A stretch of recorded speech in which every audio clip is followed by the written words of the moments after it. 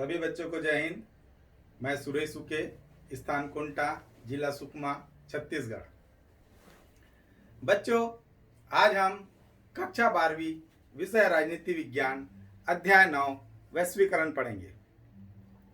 Lesson plan के अनुसार हमारे अध्यापन बिंदु इस प्रकार है। पहला, प्रस्तावना।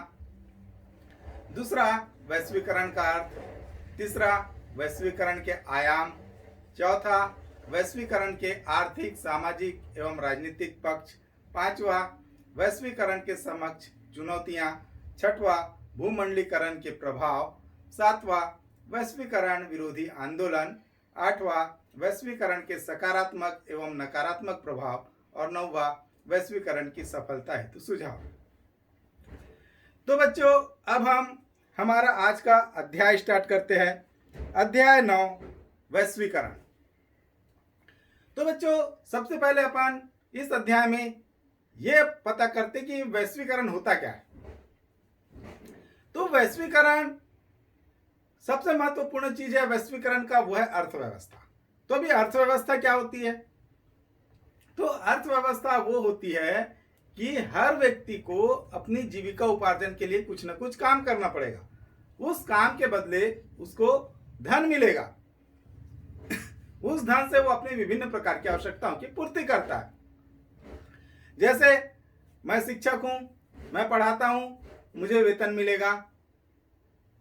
उसी प्रकार कोई श्रमिक है, वो काम करता है, उस काम के बदले उसे पुरस्कार मिलेगा, पारिश्रमिक मिलेगा, और वो उसके प्राप्ति के पश्चात अपनी विभिन्न प्रकार की आवश्यकताओं की पूर्ति के लिए उस धनराशि को लेकर के वो वस्तुओं का क्रय करेगा और अपनी विभिन्न प्रकार की आवश्यकताओं की पूर्ति करेगा। तो इस प्रकार से अपन वैश्वीकरण में सबसे महत्वपूर्ण चीज है अर्थव्यवस्था। और अर्थव्यवस्था में प्रत्येक व्यक्ति को अपनी आवश्यकता की पूर्ति के लिए विभिन्न प्रकार के काम करने पड़ते हैं। विभिन्न प्रकार के काम से उसको जो धन मिलता है, वो उस धन से अपनी विभिन्न प्रकार की आवश्यकताओं की पूर्ति करता है। तो वैश्वीकरण के कारण आज हम देख रहे हैं कि विश्व जो है जुड़ गया है। कहने का तात्पर्य यह है कि वैश्वीकरण एक देश की अर्थव्यवस्था को दूसरे देश की अर्थव्यवस्था के साथ जोड़ना, विश्व को मिलाना। तो एक दूसरे के अर्थव्यवस्था में पारस्परिक सहयोग की भावना, यही है वैश्वीकरण। तो बच्चों, ये जो वैश्वीकरण है, ये समकालीन विश्व राजनीति का एक महत्वपूर्ण विषय है। इसके परिणाम स्वरूप पूरा विश्व आज एक गांव सा लग रहा है।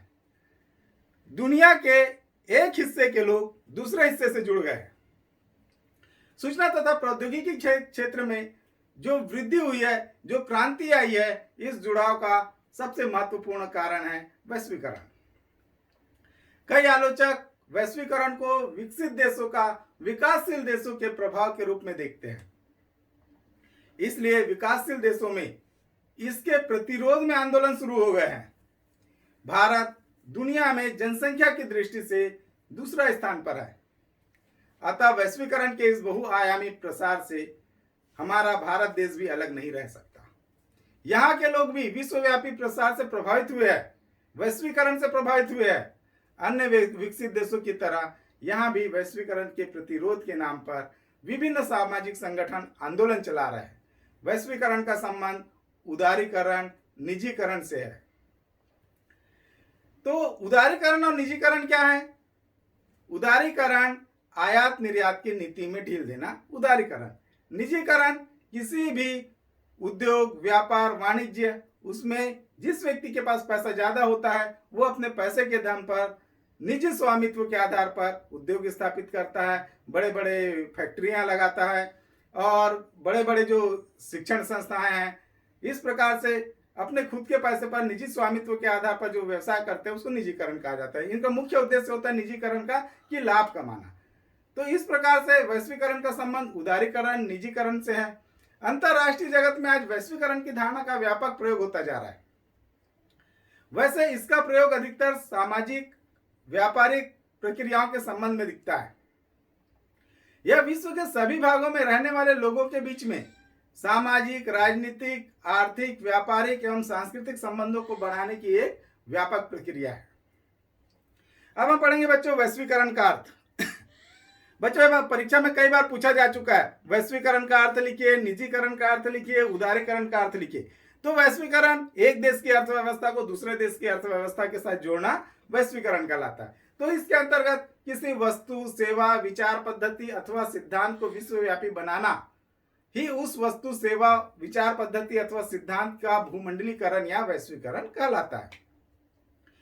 तो ऐसी अंतरराष्ट्रीय संस्था जिससे सभी देशों का विश्वास प्राप्त हो, जो सर्वानुमति से नीति निर्धारित के सिद्धांत का निरूपण करे और समान नियम के अनुशासन में रहकर जब सभी देश अपने व्यापार और निवेश का संचालन करते हैं तो स्वाभाविक रूप से वह एक धारा में प्रवाहित होने लगते हैं। सारे लोग मिलकर काम करते हैं, एक सिद्धांत के अनुसार काम करते हैं, वही चीज भूमंडलीकरण है। अब हम पढ़ेंगे बच्चों वैश्वीकरण के आयाम। बच्चों ये परीक्षा में 4 नंबर का पूछा जाता है। वैश्वीकरण के विभिन्न आयाम लिखिए। तो वैश्वीकरण के आयाम है पहला व्यापार। तो संसार के विभिन्न देशों में बिना किसी अवरोध के विभिन्न वस्तुओं के आदान प्रदान को संभव बनाने हेतु व्यापारिक अवरोधों को कम करना। दूसरा आयाम है तकनीकी प्रवाह, जिसको कहते हैं हम ज्ञान का प्रसार। तो आधुनिक प्रौद्योगिकी का निर्बाध प्रवाह संभव बनाने हेतु उपयुक्त वातावरण का निर्माण करना। तीसरा है पूंजी का प्रवाह। विभिन्न राष्ट्रों में पूंजी का स्वतंत्र प्रवाह संभव बनाने हेतु आवश्यक परिस्थितियों का निर्माण करना। चौथा है श्रम का प्रवाह। तो संसार के विभिन्न देशों में श्रम का निर्बाध प्रवाह संभव बनाना, यह भी वैश्वीकरण का आयाम है। मानव एकता, सामाजिक एवं सांस्कृतिक संबंधों को प्रश्रय देते हुए मानव एकता एवं भाईचारे को प्रोत्साहित करना, यह है वैश्वीकरण के आयाम। अब हम पढ़ेंगे बच्चों वैश्वीकरण की प्रमुख विशेषताएं क्या क्या है। तो वैश्वीकरण की जो विशेषता है उसमें पहली विशेषता यह है कि देश की अर्थव्यवस्था को विश्व की अर्थव्यवस्था के साथ एकीकृत किया जाता है। वस्तुओं और सेवाओं, पूंजी, तकनीकी एवं श्रम संबंधी अंतर्राष्ट्रीय बाजारों का एकीकरण हो जाता है, अर्थात इनके आवागमन पर कोई रुकावट नहीं होती। बहुराष्ट्रीय कंपनियां, इनका विस्तार होता है। राष्ट्र की समष्टि आर्थिक नीतियों का क्षेत्र कम हो जाता है। अब हम पढ़ेंगे बच्चों वैश्वीकरण तथा अंतरराष्ट्रीयकरण में अंतर। तो अंतरराष्ट्रीयकरण में जहां मुख्यतः राष्ट्रों के मध्य बढ़ते संबंधों व अंतःक्रिया शामिल रहते हैं, वहीं वैश्वीकरण में राष्ट्रों के अतिरिक्त व्यक्तियों व अन्य समूहों के मध्य में बढ़ती हुई अंतःक्रिया भी शामिल है। दूसरा अंतर है बच्चों वैश्वीकरण में अंतःक्रिया का दायरा अंतरराष्ट्रीयकरण की तुलना में अधिक व्यापक है। इसमें राजनीतिक संबंधों के अतिरिक्त आर्थिक, सामाजिक, सांस्कृतिक, वैचारिक तथा अन्य सभी पहलू शामिल है। वैश्वीकरण तथा अंतरराष्ट्रीयकरण में तीसरा अंतर यह है कि अंतरराष्ट्रीयकरण की तुलना में वैश्वीकरण एक नई प्रवृत्ति है। वैश्वीकरण में आधुनिक संचार के साधनों जैसे इंटरनेट, मोबाइल आदि के प्रयोग के साथ साथ इनके आदान प्रदान व अंतःक्रिया की गति अधिक तीव्र व गहन है। मैक्यूहान के शब्दों में जो इंटरनेट के साधन है, मोबाइल है, तकनीकी के जो संचार साधन जो आधुनिक आ रहे हैं, उन साधनों के कारण विश्व एक वैश्विक गांव का रूप ले लिया है। अब हम पढ़ेंगे बच्चों वैश्वीकरण या भूमंडलीकरण का विकास। तो 2 खेमों में विश्व के विभाजन की सैद्धांतिक एवं ऐतिहासिक पृष्ठभूमि थी। सोवियत संघ के नेतृत्व में साम्यवादी देश सत्ता की निरंकुशता और राजकीय स्वामित्व वाली केंद्र नियोजित अर्थव्यवस्था में विश्वास करते थे, जबकि अमेरिका के नेतृत्व में प्रजातांत्रिक देश निजी स्वामित्व वाली बाजार मुखी रोजगार उन्मूलक अर्थव्यवस्था को विश्वास करते थे। दोनों विचारधाराओं पद्धतियों के अपने अपने गुण और दोष थे। दोनों महाशक्तियों ने स्वयं एवं अपनी प्रभुत्व वाली अंतरराष्ट्रीय संस्थाओं के माध्यम से देश और विदेश में गरीबी और विषमता को कम करने का प्रयास किया और आर्थिक सहायता प्रदान करने के लिए अभियान चला। निजीकरण, उदारीकरण और पारदर्शिता की विश्वव्यापी धारा में चीन, वियतनाम और क्यूबा जैसे देश, साम्यवादी देश भी जो है वो प्रभावित होने लगे। मिश्रित अर्थव्यवस्था में विस्तृत विश्वास रखने वाला भारत भी इस मुख्य धारा में शामिल हो गया। आज संपूर्ण विश्व एक ही धारा में प्रवाहित हो रही है, वो है वैश्वीकरण की धारा। अब हम पढ़ेंगे बच्चों वैश्वीकरण भूमंडलीकरण के उदय के कारण। ये मार्च 2020 की परीक्षा में आ चुका है बच्चों। तो वैश्वीकरण के उदय के कौन कौन से कारण हैं? तो वैश्वीकरण के उदय के कारणों में पहला कारण है राष्ट्रों की पारस्परिक निर्भरता, दूसरा कारण है विज्ञान एवं तकनीक का विकास, तीसरा पर्यावरण, चौथा आतंकवाद की समस्या। तो इन कारणों से वैश्वीकरण और भूमंडली के उदय के कारण है। अब हम पढ़ेंगे बच्चों वैश्वीकरण आर्थिक, सांस्कृतिक एवं सामाजिक पक्ष। तो वैश्वीकरण ने हमारे आर्थिक प्रभाव को, सांस्कृतिक प्रभाव को और राजनीतिक प्रभाव को किस प्रकार से प्रभावित किया है, इसके बारे में हम देखते हैं। तो जिस प्रक्रिया को आर्थिक वैश्वीकरण कहा जाता है, उसमें दुनिया के विभिन्न देशों के बीच में आर्थिक प्रवाह तेज हो जाता है। कुछ आर्थिक प्रवाह स्वेच्छा से होते हैं, जबकि कुछ अंतर्राष्ट्रीय शक्तियों, ताकतवर देशों एवं संस्थाओं के द्वारा जबरदस्ती रूप से अन्य देशों पर लादे जाते हैं। और ये जो है वो कई प्रकार के हो सकते हैं। जैसे जो ताकतवर देश है वो वस्तुओं की मात्रा के आधार पर, पूंजी के आधार पर, जनता और विचारों के प्रवाह के आधार पर दूसरे देश पर जबरदस्ती थोपते हैं। अब देखते हैं हम कि वैश्वीकरण के चलते पूरी दुनिया में वस्तुओं के व्यापार में इजाफा हुआ है। अलग अलग देश जहां अपने यहाँ होने वाले आयात पर प्रतिबंध लगाते हैं, लेकिन अब ये प्रतिबंध जो है वो कम हो गया है। दुनिया भर में पूंजी की आवाजाही पर अब कम प्रतिबंध है। व्यवहारिक धरातल पर इसका यह अर्थ है कि धनी देश के निवेशकर्ता अपना धन अपने देश की जगह कहीं और निवेश कर सकते हैं, खासकर विकासशील देशों में जहां उन्हें ज्यादा मुनाफा होता है। वैश्वीकरण के चलते अब विचारों के सामने राष्ट्र की सीमाओं की बाधा नहीं रही, उनका प्रवाह अबाध रूप से होता है। कोई भी देश किसी भी देश में जा करके अपना पैसा लगा सकता है, अपना व्यापार कर सकता है। वर्तमान समय में इंटरनेट और कंप्यूटर से जुड़ी हुई सेवाओं का विस्तार एक महत्वपूर्ण उदाहरण है।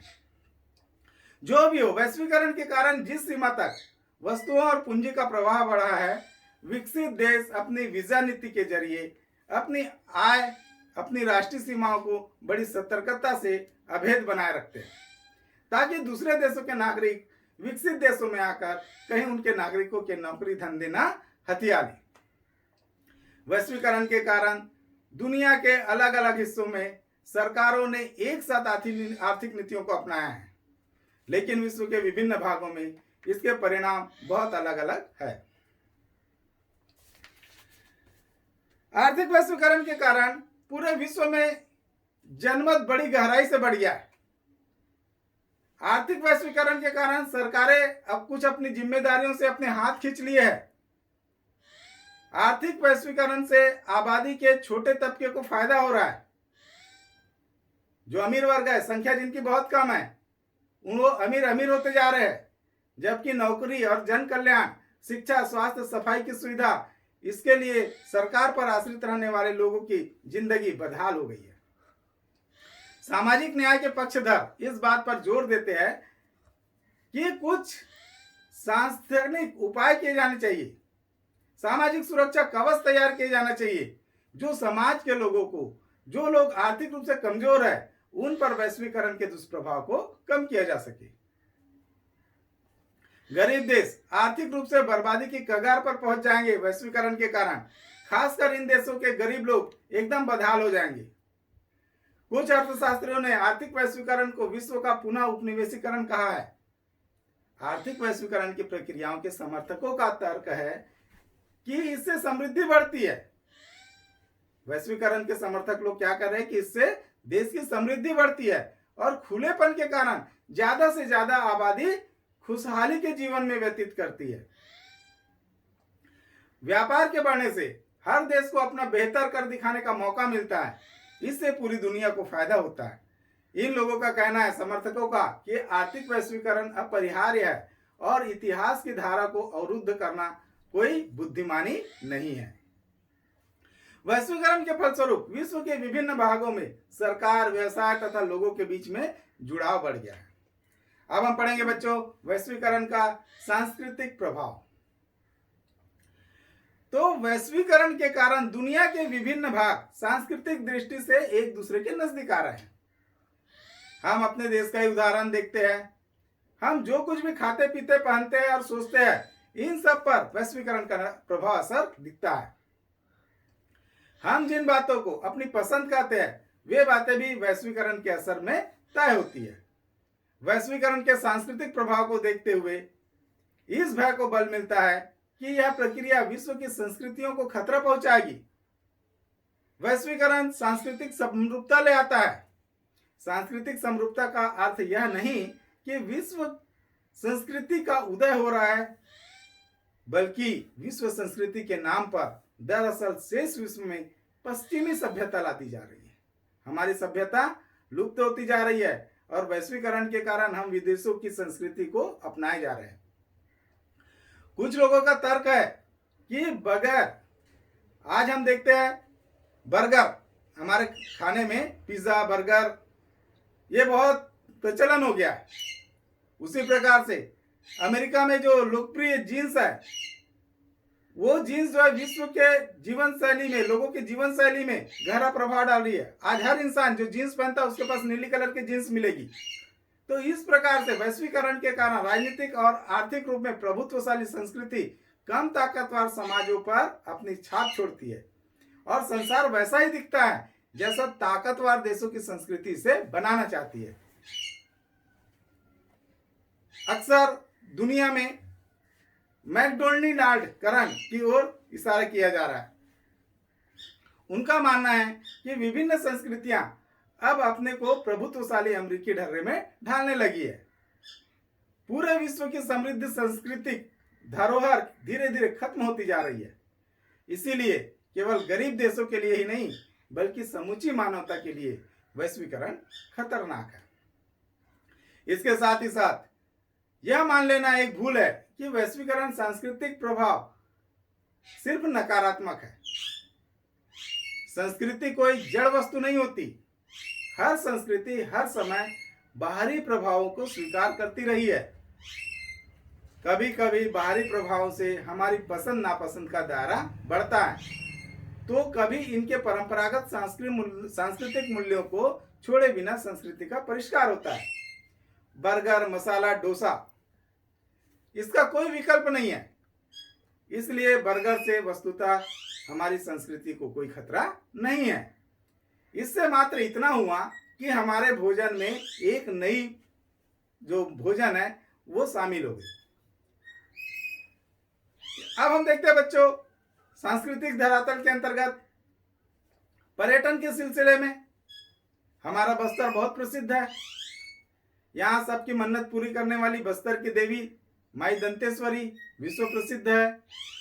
बस्तर दशहरा विश्व प्रसिद्ध है। तीरथगढ़ जलप्रपात, कुटुमसर गुफा, चित्रकूट जलप्रपात, ये हमारे बस्तर के लिए मनोरम दृश्य है। यहाँ पर प्रतिवर्ष लाखों लोग विदेशों से इन दर्शनीय स्थल को देखने के लिए आते हैं। इसी प्रकार बारसूर में गणेश मंदिर, मामा भांजा का मंदिर, सात धार दर्शनीय स्थल है। इसे देखने के लिए विश्व भर के लोग हमारे बस्तर में आते हैं। इसी प्रकार से हमारे देश के लोग भी विदेशों में इंडोनेशिया, मलाया, थाईलैंड जाते हैं। अमेरिकी संस्कृति, अभी जैसा हमने पढ़ा, वहां पर नीली जींस जो काफी प्रचलित है। हमारी संस्कृति वहां पर कैसे मिल रही है? तो नीली जींस के साथ साथ अब लोग जो है वहां पर खादी के हाथकरघा से बने हुए कुर्ते के साथ में जीन्स को खूब पसंद कर रहे हैं। यहां पर हम बाहरी प्रभाव से एक अनूठी बात देखने को हमको मिलती है। नीली जींस के ऊपर खादी कुर्ता खूब पहना जा रहा है। मजेदार बात तो यह है कि इस अनूठे पहनावे को अब उसी देश को निर्यात किया जा रहा है जिसने हमें नीली जींस दी थी। उन्होंने हमको नीली जींस दिया, हमने उनकी संस्कृति को स्वीकारा। अब हमारा कुर्ता उनके देश में जा रहा है और वो अपनी जींस के साथ में हमारा कुर्ता पहन रहे हैं। तो जींस के ऊपर कुर्ता पहनने से भारतीय संस्कृति अब विदेश में जा रही है। और जीन्स के ऊपर कुर्ता पहने भारतीय संस्कृति अमेरिकनों लोगों को भी हम देख पा रहे हैं। अब हम पढ़ेंगे बच्चों वैश्वीकरण की राजनीतिक परिणति। तो वैश्वीकरण के कारण राज्य की क्षमता यानी सरकारों को जो करना है उसे करने की ताकत में कमी आती है। पूरी दुनिया में कल्याणकारी राज्य की धारणा अब पुरानी पड़ गई है और इसकी जगह न्यूनतम हस्तक्षेपकारी राज्य ने ले ली है। राज्य अब कुछ मुख्य कार्यों तक ही सीमित अपने कार्यों को रखी हुई है, सीमित कार्यों रख दिए अपने कार्यों को, जैसे कानून और व्यवस्था को बनाए रखना, अपने नागरिकों की सुरक्षा करना। लोक कल्याणकारी राज्य की जगह अब बाजार आर्थिक और सामाजिक प्राथमिकताओं का प्रमुख निर्धारक हो गया है। पूरे विश्व में बहुराष्ट्रीय कंपनियां अपने पैर पसार चुके हैं और उनकी भूमिकाएं बढ़ती जा रही है। इससे सरकारों के अपने दम पर फैसला लेने की क्षमता में कमी आती है। अब पढ़ेंगे बच्चों हम कि ये जो वैश्वीकरण के सामने वैश्वीकरण के फलस्वरूप राज्यों की ताकत में इजाफा हुआ है। अब राज्यों के हाथ में अत्याधुनिक प्रौद्योगिकी मौजूद है जिसके बूते राज्य अपने नागरिकों के बारे में सूचनाएं जुटा सकती है। इस सूचना के दम पर राज्य ज्यादा कारगर ढंग से काम कर सकते हैं, उनकी क्षमता बढ़ी है। इस प्रकार नए प्रौद्योगिकी के परिणाम स्वरूप राज्य अब पहले से ज्यादा ताकतवर है। अब हम पढ़ेंगे बच्चों की वैश्वीकरण के समक्ष कौन कौन सी चुनौतियां हैं। तो भूमंडलीकरण ने समानता की भावना को बढ़ाया है, ज्ञान में सबकी भागीदारी साझेदारी बढ़ी है, विश्व शांति मानवता एवं विकास को प्रमुख स्थान दिया गया है। वहीं पर दूसरी ओर भूमंडलीकरण ने कई चिंताओं और परेशानियों को भी जन्म दिया है। इसमें देखते हैं कि कौन कौन सी चिंता और परेशानियों को जन्म दिया है भूमंडलीकरण ने। तो भूमंडलीकरण ने सामाजिक एवं आर्थिक परिस्थितियों में विषमता को जन्म दिया है। विषमता के कारण कई देशों को लाभ पहुंचा है। दूसरी तरफ विश्व में गरीबी को बढ़ाया गया है। एक आंकड़े के अनुसार विश्व में 80% देशों में प्रति व्यक्ति आय अभी बहुत न्यून है। विश्व के अधिकांश देशों में आर्थिक एवं सामाजिक विषमताएं बढ़ी है। सूचना प्रौद्योगिकी के कारण सांस्कृतिक विविधता का ह्रास हुआ है। विश्व में तकनीकी ध्रुवीकरण बढ़ा है। विकसित एवं विकासशील राष्ट्रों के मध्य में पर्यावरण संरक्षण की समस्या विवाद एवं टकराव का मुद्दा बनता जा रहा है। निर्धन देशों में स्वास्थ्य सुविधाओं का विस्तार नहीं हो पाया है। भूमंडलीकरण विविध संस्कृति के स्थान पर एक मशीनवादी संस्कृति को बढ़ाने को बल देता है। बहुराष्ट्रीय कंपनियां इनका जाल तेजी से फैल रहा है। किसान अपनी भूमि से बेदखल हो रहे हैं, उनका शोषण बढ़ रहा है। देशी अर्थव्यवस्था विश्व व्यापार के लिए चलाई जाती है जिससे लघु उत्पाद नष्ट हो जाते हैं। गरीबी, बेकारी, अशिक्षा, स्वास्थ्य समस्या, पलायन, पुनर्वास ये समस्याएं बढ़ रही है। भूमंडलीकरण क्षेत्रीयतावाद को बढ़ाता है जिससे लोगों का लक्ष्य सत्ता को किसी भी तरह से प्राप्त करना होता है। उपभोक्तावादी संस्कृति को बढ़ावा मिलती है। समाज में गैर बराबरी होने के कारण सामाजिक विकृतियों एवं हिंसा में बढ़ोतरी होती है। नव उपनिवेशवाद को बढ़ावा मिलता है। छोटे से गरीब देशों की अवहेलना बढ़ती है। अब हम पढ़ेंगे बच्चों की भूमंडलीकरण इसके क्या प्रभाव है। तो भूमंडलीकरण और अंतरराष्ट्रीय संबंध इसका क्या प्रभाव है। तो संयुक्त राष्ट्र संघ और उससे संबंधित अंतरराष्ट्रीय वित्तीय और व्यापारिक संस्थाओं की भूमिका और महत्व में वृद्धि हुई है। विश्व व्यापार संगठन जैसे अंतरराष्ट्रीय संगठन की स्थापना हुई जो विश्व व्यापार के क्षेत्र में पुलिसमैन की भूमिका के तरह काम कर रही है। विकासशील देशों के अर्थतंत्र, समाज और राजनीति पर प्रभुत्व जमाने का माध्यम है। भूमंडलीकरण से बहुराष्ट्रीय कंपनियों को खुली छूट मिल गई है और बहुराष्ट्रीय कंपनियां जो है निर्धन राष्ट्रों पर धनी राष्ट्रों के नव उपनिवेशवाद नियंत्रक के वाहक के रूप में काम करते हैं। अंतरराष्ट्रीय व्यापार और अंतरराष्ट्रीय पूंजी निवेश के लिए देश के दरवाजे खोलने का मतलब गरीब देशों और अमीर देशों को बकरी और बाघ की तरह एक ही घाट के पानी को पीने की व्यवस्था करना और ऐसी दोस्ती में अमीर देश गरीब देशों से मुनाफा लेंगे। भूमंडलीकरण की प्रक्रिया के फलस्वरूप जिन संस्थाओं का उदय हुआ है वे सभी राष्ट्र राज्य की शक्ति और सत्ता से बाहर है।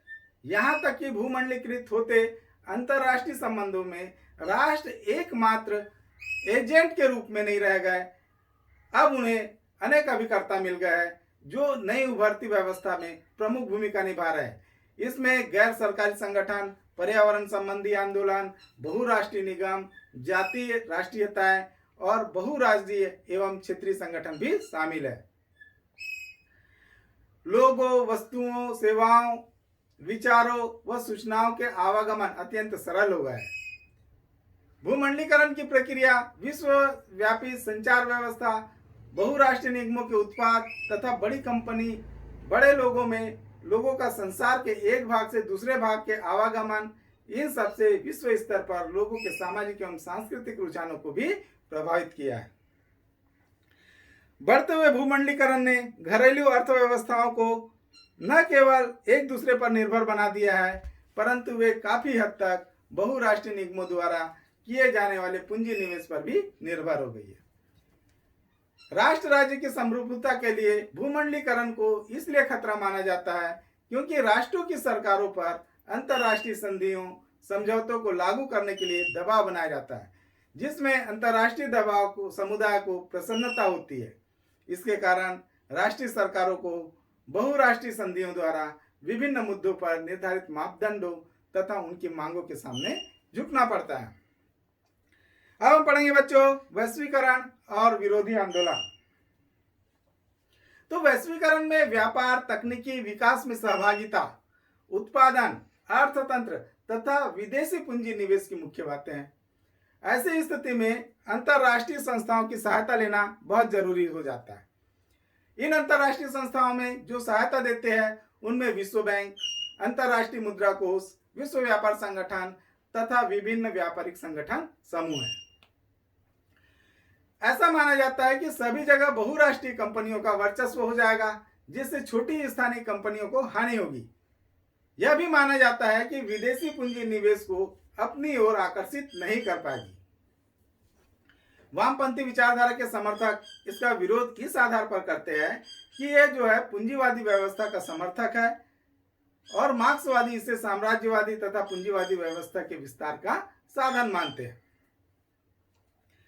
अब हम पढ़ेंगे बच्चों वैश्वीकरण का विश्व व्यापार संगठन ऐसे नियम तथा तौर तरीके अपनाना चाहता है जो सभी देशों के लिए उचित माने जाते हैं। इस कारण 1999 में सिएटल में हुई विश्व व्यापार संगठन की मंत्री स्तरीय बैठक में कड़ा तथा हिंसात्मक विरोध प्रदर्शन हुआ। वैश्वीकरण की विश्वव्यापी विरोध करने के उद्देश्य से वर्ल्ड सोशल फोरम की स्थापना की। इसमें मानवतावादी कार्यकर्ता, पर्यावरण कार्यकर्ता, श्रमिक, महिला कार्यकर्ता तथा युवा समाजवादी सम्मिलित थे। इसका गठन 2001 में हुआ। वैश्वीकरण का विरोध करते हैं ये लोग क्योंकि इसमें सामाजिक कल्याण और सामाजिक न्याय की प्राप्ति में वैश्वीकरण बाधा उत्पन्न करता है। अब हम पढ़ेंगे बच्चों भारत पर वैश्वीकरण का प्रभाव। तो पूंजी, वस्तु, विचार और लोगों की आवाजाही का अपरिहार्य इतिहास कई सदियों का है। औपनिवेशिक दौर में ब्रिटेन के साम्राज्यवादी मंसूबों के परिणाम स्वरूप भारत आधारभूत वस्तुओं और कच्चे माल का निर्यातक तथा बनाए सामान इसका आयातक देश था। आजादी हासिल करने के बाद ब्रिटेन के साथ अपने इन अनुभव से सबक लेते हुए हमने फैसला किया कि दूसरे पर निर्भर रहने के बजाय हम वस्तुओं का निर्माण खुद करें और सामान हमारे देश में खुद बनाएं। हमने यह भी फैसला किया कि दूसरे देशों को निर्यात करने की अनुमति नहीं होगी ताकि हमारे अपने उत्पादक चीजों को बनाना सीख ले और इन चीजों का उपयोग यहीं के लोग करें। इसे संरक्षणवाद से कुछ नई ताकतें भी पैदा हुई, नई दिक्कतें भी पैदा हुई। कुछ क्षेत्रों में तरक्की हुई तो कुछ जरूरी क्षेत्र जैसे स्वास्थ्य, आवास और प्राथमिक शिक्षा पर उतना ध्यान नहीं दिया गया जिसके वे हकदार थे। भारत में आर्थिक वृद्धि की दर धीमी रही। अब पढ़ेंगे बच्चों भारत में वैश्वीकरण को अपनाना। तो सन 1991 में नई आर्थिक नीति के अंतर्गत भारत ने उदारीकरण और वैश्वीकरण की नीति को अपना लिया। अनेक देशों की तरह भारत में भी संरक्षणवादी की नीति को त्याग दिया गया। बहुराष्ट्रीय कंपनियों की समानता, विदेशी पूंजी की निवेश का स्वागत किया गया। विदेशी प्रौद्योगिकी और कुछ विशेषज्ञों की सेवाएं ली गई। जब अधिकांश वस्तुओं के आयात के लिए लाइसेंस लेना अनिवार्य नहीं है, भारत स्वयं को अंतर्राष्ट्रीय अर्थव्यवस्था से जोड़ रहा है। भारत का निर्यात बढ़ रहा है, लेकिन साथ ही साथ अनेक वस्तुओं की कीमतें बढ़ रही है। लाखों लोग बेरोजगार है। कुछ लोग जो पहले से धनी थे वो और अधिक धनी हो रहे हैं और गरीबों की संख्या बढ़ रही है। उदारीकरण, नकारात्मक प्रभाव, विपक्ष में तर्क, वैश्वीकरण की नीतियों का ऋणात्मक प्रभाव।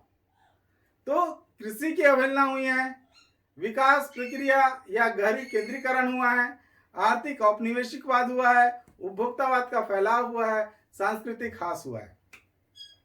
अब हम पढ़ेंगे बच्चों भारत में वैश्वीकरण का प्रतिरोध। तो वैश्वीकरण एक बड़ा मुद्दा है और पूरी दुनिया में इसकी आलोचना हो रही है। वैश्वीकरण के आलोचक कई तर्क देते हैं।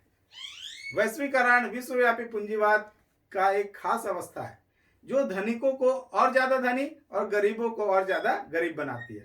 राज्यों के कमजोर होने से गरीबों के हित की रक्षा करने की उसकी क्षमता में कमी आती है। परंपरागत संस्कृति की हानि होगी और लोग सदियों से पुराने जीवन मूल्य तथा तौर तरीकों से हाथ धो देंगे। नव उदारवादी वैश्वीकरण के विरोध का एक विश्वव्यापी मंच वर्ल्ड सोशल फोरम, इस मंच का विरोध किया जाता है। तो इस मंच का विरोध करने वाले कौन कौन है? मानवाधिकार आयोग, मानवाधिकार कार्यकर्ता, पर्यावरणवादी, मजदूर, युवा, महिला कार्यकर्ता, ये लोग एकजुट होकर नव उदारवादी वैश्वीकरण का विरोध करते हैं। वैश्वीकरण के प्रतिरोध को लेकर भारत क्या अनुभव करता है? तो सामाजिक आंदोलनों से लोगों को अपने आस पड़ोस की दुनिया को समझने में मदद मिलती है। लोगों को अपनी समस्याओं को हल तलाशने में भी सामाजिक आंदोलन मदद करते हैं। आर्थिक वैश्वीकरण के खिलाफ वामपंथी तेवर की आवाजें राजनीतिक दलों की तरफ से उठी है। कुछ वनस्पतियों मसलन नीम को अमेरिकी और यूरोपीय फर्मों ने पेटेंट कराने के प्रयास किए हैं, इसका भी कड़ा विरोध हुआ है। वैश्वीकरण का विरोध राजनीति के दक्षिणपंथी खेमों में भी हुआ है। यह खेमा विभिन्न संस्कृति प्रभाव का विरोध कर रहा है, जिसमें केवल नेटवर्क के जरिए उपलब्ध कराए जा रहे टीवी चैनलों से लेकर वैलेंटाइन डे मनाने के लिए जो स्कूल कॉलेज के छात्र छात्राओं का पश्चिमी पोशाक के लिए बढ़ती अभिरुचि तक के का विरोध शामिल है। अब हम पढ़ेंगे बच्चों वैश्वीकरण उदारीकरण के क्या क्या सकारात्मक प्रभाव है, अच्छाइयां, लाभ। तो ये जो वैश्वीकरण का सकारात्मक पक्ष है उसमें पहला है, ये जो वैश्वीकरण है एक जीवंत अर्थव्यवस्था है, औद्योगिक उत्पादन के लिए स्फूर्तिदायक है, राजकोषीय घाटे पर रोक है, मुद्रास्फीति पर रोक है, उपभोक्ता की संप्रभुता रहती है, विदेशी विनिमय कोषों में पर्याप्त वृद्धि होती है, निजी विदेश निवेश का प्रवाह होता है, एक उभरती आर्थिक शक्ति के रूप में भारत की पहचान बनेगी, एकाधिकार बाजार से प्रतियोगिता बाजार की ओर लोग अग्रसर होंगे। अब वैश्वीकरण की सफलता के लिए क्या क्या सुझाव दिए गए हैं? तो वैश्वीकरण के दुष्परिणामों से त्रस्त समस्त विकासशील एवं कमजोर राष्ट्रों में वैश्वीकरण के मुद्दों को लेकर नीतिगत एकरूपता बने। विश्व मंचों पर संयुक्त राष्ट्र संघ, विश्व व्यापार संगठन, विश्व वित्तीय संगठन ऐसा सक्षम दबाव उत्पन्न करे कि वैश्वीकरण के वर्तमान असंतुलन को घटाते हुए क्रमिक रूप से पूर्ण संतुलन की स्थिति में लाया जाए और विश्व के सारे लोग एक सामंजस्य बनाकर जीवन व्यतीत करें। विश्व स्तरीय आंदोलन विश्व जनमत के द्वारा वैश्वीकरण के न्यायोचित परिप्रेक्ष्य को उभारा जाए। मुक्त बाजार एवं मुक्त पूंजी निवेश पर दबाव एवं प्रतिबंधों से मुक्त करने की दिशा में प्रयास किया जाए। वैश्वीकरण का न्यायोचित प्रतिबंध एवं निर्देशन करने के लिए एक सक्षम अंतर्राष्ट्रीय संगठन स्थापित किया जाए। विश्व सहयोग में वृद्धि हेतु कार्यरत क्षेत्रीय, अंतर्राष्ट्रीय एवं अशासकीय संगठन संस्थाओं के कार्य को सुनिश्चित स्वरूप एवं दिशा प्रदान किया जाए।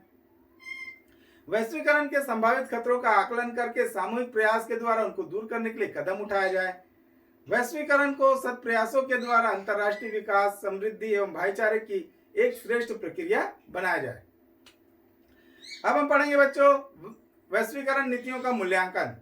तो आज वैश्वीकरण, उदारीकरण, भूमंडलीकरण की लहर विश्व के सभी लोगों में कहीं तेज और कहीं मंद रफ्तार से लेकिन चल रही है। भारत में भी आर्थिक सुधारों की प्रक्रिया वर्ष 1980 के दशक के विशेष रूप से राजीव गांधी के प्रधानमंत्री पद संभालने के बाद वर्ष 1985 से शुरू हुई। इन सुधारों को वर्ष 1991 में पीवी नरसिम्हा राव की सरकार ने सत्ता संभालने के बाद सुव्यवस्थित रूप से प्रदान करने का प्रयास किया। इससे आर्थिक सुधारों की दूसरी लहर अथवा दूसरी पीढ़ी के सुधारों के नाम से भी संबोधित किया गया। उदारीकरण अथवा आर्थिक सुधारों के अंतर्गत सार्वजनिक क्षेत्र को सीमित करके निजी क्षेत्र को बढ़ावा देने, उत्पादन प्रक्रिया में सुधार लाने, आधुनिक टेक्नोलॉजी को आत्मसात करने तथा उपलब्ध क्षमताओं का भरपूर प्रयोग करने हेतु लाइसेंस प्रणाली को सरल बनाने के लिए कई महत्वपूर्ण उपायों को अमली जामा पहनाया गया। तो इस प्रकार बच्चों आज की हमारी यह क्लास यहीं पर समाप्त होती है। मैं उम्मीद करता हूँ आज को मेरी यह क्लास पसंद आई होगी। इसे ज़्यादा से ज़्यादा लाइक करें, शेयर करें और सब्सक्राइब करें। धन्यवाद। जय हिंद।